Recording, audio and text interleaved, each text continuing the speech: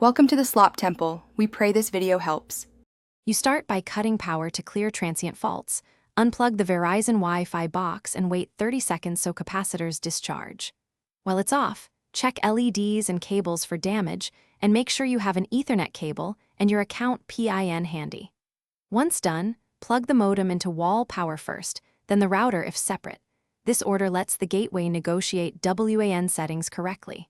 Make sure the power light goes solid before moving on. You now validate the physical path and software settings because many failures hide there.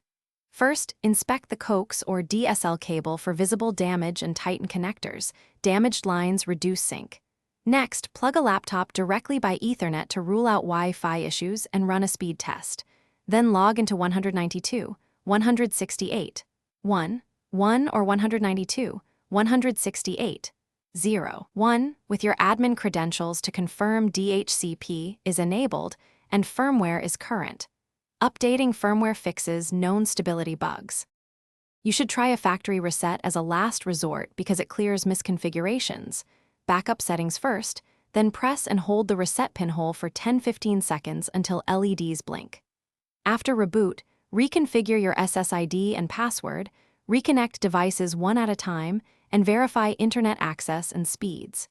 If problems persist, record LED patterns and error messages. Those details speed up Verizon support diagnostics and often lead to a line replacement or technician visit if hardware is faulty. Thanks for watching. Consider subscribing if we helped you.